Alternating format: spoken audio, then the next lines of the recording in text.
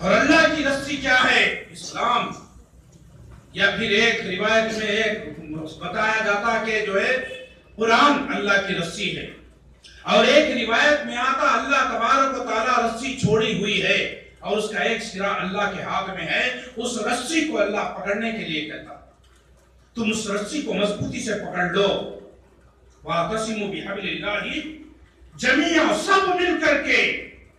یہ نہیں کہ کچھ لوگ پکڑ لو، کچھ کو چھوڑ دینے کا حکم اللہ نے نہیں دیا، بلکہ وَاعْتَصِمُوا بِحَبْلِ اللَّهِ جَمِيعًا، پورے کے پورے مل کر کے اللہ کی رسی کو مضبوطی سے پکڑو.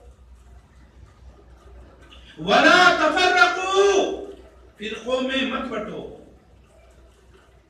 فرقوں میں مت بٹو،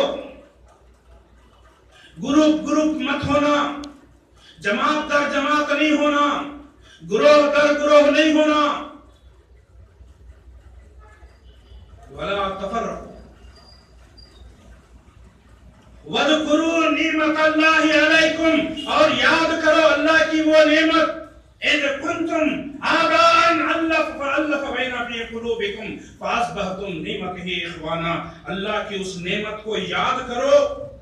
اللہ فرما رہے اس نعمت کو یاد کرو جب تم آپس میں ایک دوسرے کے دشمن تھے، آپس میں ایک دوسرے کے خون کے پیاسے تھے، آپس میں ایک دوسرے سے نفرت کرنے والے تھے، آپس میں ایک دوسرے کے جو ہے خون کے پیاسے تھے کہ میں اس کا خون کر دوں گا، اس کا قتل کر دوں گا. قتل و غارت گیری پر جو ہے تم اتر چکے تھے اور جہنم کے اس دہانے پہ پہنچ چکے تھے، جہنم کے کنارے تک تم پہنچ چکے تھے. تو اللہ تبارک و تعالیٰ نے، اللہ کی یہ نعمت تمہارے اوپر ہوئی کہ اللہ رب العزت نے اپنے نبی کو بھیج کر کے تمہارے دلوں میں محبت پیدا کر دیا. اسلام کو بھیج کر کے، اسلام کے ذریعے سے اللہ تعالیٰ تمہارے دلوں کو جوڑ دیا، دلوں کو جوڑ دیا. تم دشمن تھے، تمہیں بھائی بھائی بنا دیا.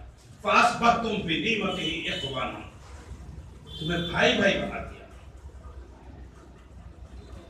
فَأَلَّفَ بَيْنَ فِي قُلُوبِكُمْ، تمہارے دلوں میں محبت ڈال دی اور تمہیں بھائی بھائی بنا دیا. اللہ کی یہ نعمت کو یاد کرو. اللہ کی اس نعمت کو یاد کرو کہ اللہ تبارک و تعالیٰ نے تمہیں دشمن سے دوست نہیں بلکہ بھائی بنا دیا، بھائی بھائی بنا دیا. تم جہنم کے گڑھے تک پہنچ چکے تھے تو تمہیں کھینچ کر کے جو ہے جنت کے راستے پہ ڈال دیا. یہاں پر اللہ کیا بول رہے ہیں؟ وَلَا تَفَرَّقُوا، یعنی فرقوں میں مت بٹو، گروپوں میں نہیں بننا. مطلب کیا؟ اختلافات مت کرو، اختلاف مت کرو، جھگڑے مت کرو.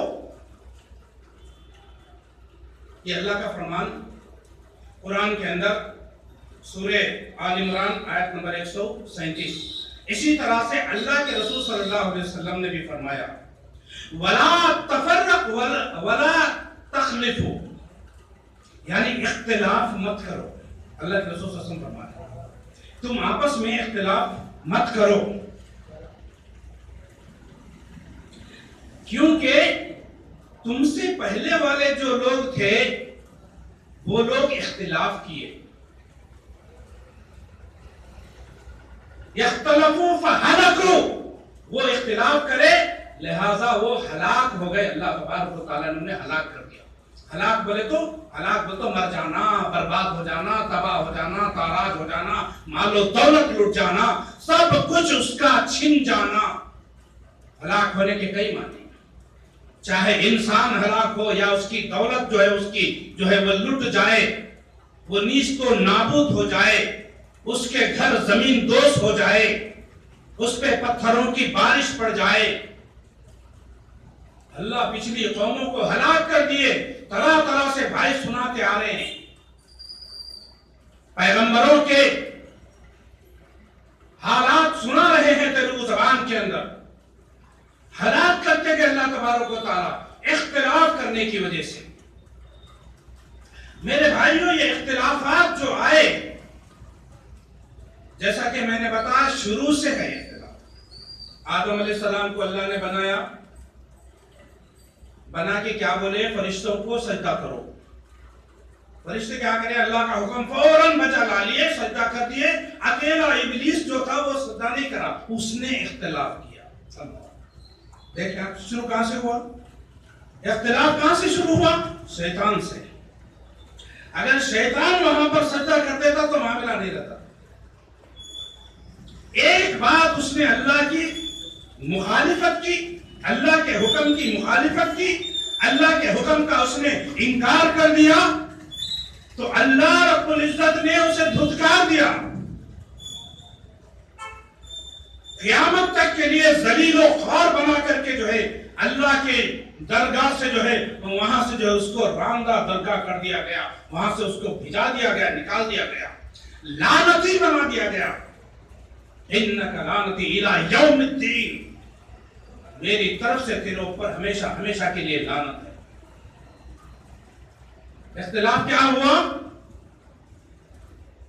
فرشتوں میں اور ابلیس میں اختلاف ہوا. فرشتوں نے یہ سمجھا کہ اللہ کا حکم ہے سجدہ کرنا ہے، انہوں نے سوچا نہیں، ذرا برابر بھی انہوں نے نہیں سوچا کہ سجدہ کرنا یا نہیں کرنا. حالانکہ سجدے کا مستحق اللہ ہے. کون ہے سجدے کا مستحق؟ کون ہے؟ اللہ رب العزت ہے. اللہ کے علاوہ اس شریعت کے اندر اگر کوئی کسی کے آگے جھکتا ہے، اپنی کمر کو جھکاتا ہے، اپنی پیشانی کو زمین کے اوپر لگاتا ہے اللہ کے علاوہ کسی کو، تو وہ شرک ہے. اور ان الشرک لظلم عظیم، اور شرک سب سے بڑا ظلم ہے. ظلم سے مراد شرک کی. ان الشرک لظلم عظیم، ظلم کہا گیا شرک کو، یعنی اس سے بڑا ظلم کوئی نہیں ہے. آپ کسی کی جان لے لو یہ بھی بڑا ظلم ہے. آپ کسی کے ساتھ زنا کر رہے ہیں یہ بھی بڑا ظلم ہے. آپ کسی کی مال و دولت چھین رہے ہیں یہ بھی ظلم ہے. آپ کسی کی جائیداد پر قبضہ کر رہے ہیں یہ بھی ظلم ہے. آپ چوری کر رہے ہیں، ڈکیتی ڈال رہے ہیں، طرح طرح کے جرائم آپ کر رہے ہیں، یہ سب بڑے بڑے گناہ ہیں. لیکن ان تمام بڑے بڑے ظلموں میں سب سے بڑا ظلم اللہ کے ساتھ شریک کرنا. اور شریک کے معنی عبادت اللہ کے لیے اور اللہ کے آگے اللہ ہی کی عبادت کرنا ہے.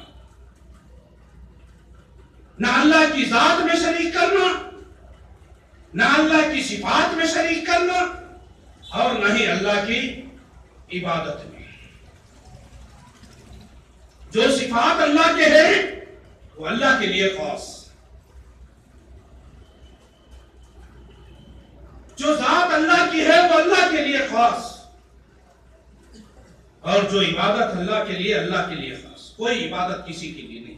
لیکن یہاں پر اللہ نے حکم دیا کہ سجدہ کرو. اب یہ نہیں دیکھنا ہے یہاں پر اللہ کا حکم ہے، اس حکم کو بجا لانا یہ انسان یا فرشتوں کا یا مخلوق کی ذمہ داری ہے کہ اللہ نے جو حکم دیا اس کو کر لینا. جب اللہ چاہے حکم کو بدل سکتے ہیں، جب حکم اللہ تبارک و تعالیٰ نیا حکم لا سکتے ہیں. اللہ کو کوئی روکنے والا نہیں، کوئی جو ہے منع کرنے والا نہیں، کوئی پوچھنے والا نہیں ہے اللہ کو. یہ اللہ تبارک و تعالیٰ کی شان کہ اس کو پوچھنے والا نہیں کہ اللہ تو نے کیوں کہا، اس کو سجدہ کرنے کے لیے کیوں کہا. فرشتوں نے یہ نہیں کہا، کیونکہ فرشتوں کے بارے میں آتا کہ وہ اللہ کا جو حکم ہوتا ہے اس پہ فوراً بجا لاتے ہیں، اللہ کے حکم کو بجا لاتے ہیں. ذرا برابر رتی برابر تردد ان کے دلوں کے اندر نہیں آتا. فرشتوں کے اندر یہ ایسی مخلوق ہے. انہوں نے سجدہ کر دیا، لیکن ابلیس اس کو جو ہے کافر بننا تھا، اس نے انکار کر دیا اللہ کے حکم کا، اور وہ جو ہے اللہ تعالیٰ نے فرمایا وہ کافروں میں سے. تو یہاں پر اختلاف شروع ہوا. اسی طرح سے آپ دیکھیں گے دنیا کے اندر بہت سے